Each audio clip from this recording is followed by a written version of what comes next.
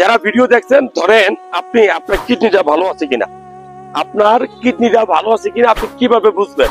খুব সহজ করে বলবো, আপনি একটা জায়গায় যদি প্রস্রাব করেন, স্বাভাবিক, যদি প্রস্রাবে অতিরিক্ত ফেনা ওঠে, মানে স্বাভাবিকভাবে প্রস্রাব করলে ফেনা ওঠে, কিন্তু সেটা যদি অতিরিক্ত মাত্রায় হয়, আবার ওই প্রস্রাব থেকে যদি মারাত্মক দুর্গন্ধ আসে, অথবা আপনি যখন প্রস্রাব করতেছেন এই পাজরে, এই ডান বা বাম পাজরে যদি ব্যথা করে, খুব গুরুত্বপূর্ণ, আপনার শরীরে যদি অ্যালার্জি হয়, আপনার মুখে পানি আসে, বিশেষ করে মুখে, চোখের পাতার নিচে পানি আসে, আমরা অনেক সময় পায়ের পাতা এখানে পানি আসে, এই সকল লক্ষণ যদি আপনার শরীরে থাকে, তাহলে আপনি মনে করবেন আপনার কিডনি ড্যামেজ হচ্ছে।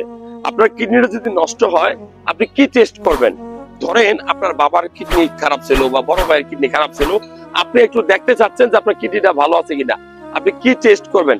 সিম্পল 3টা পরীক্ষা করবেন আপনি। নাম্বার 1, যে সিরাম ক্রিয়েটিনিন টেস্ট করবেন, রক্তের একটা টেস্ট, যে টেস্টটা করলেই আপনি বুঝতে পারবেন যে আপনার কিডনিটা ভালো আছে কিনা। নাম্বার 2, আপনি KUB অর্থাৎ একটা কোলপেডের আল্ট্রাসোনোগ্রাম করবেন, যেখানে কিডনি দেখা যাবে, প্রস্টেট দেখা যাবে, ইউরিনারি ব্লাডার দেখা যাবে, ইউরেটার দেখা যাবে। এই টেস্টটা করলেও আপনি বুঝতে পারবেন আপনার কিডনিটা ভালো আছে কিনা।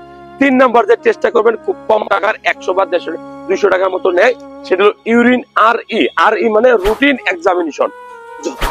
যদি আপনি প্রস্রাবের এই পরীক্ষাটা করেন, তাহলে আপনি বুঝতে পারবেন আপনার প্রস্রাবের সাথে কোনো কাস্ট যাচ্ছে কিনা, কোনো ইপিথেলিয়াল সেল যাচ্ছে কিনা, কোনো পাস সেল যাচ্ছে কিনা, কোনো ময়লা যাচ্ছে কিনা।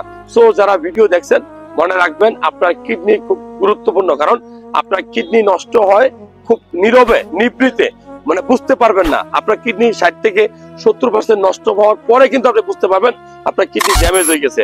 তো সময় থাকতেই এই লক্ষণগুলা খেয়াল করুন। ভালো লাগলে এই তথ্যগুলা শেয়ার করবেন।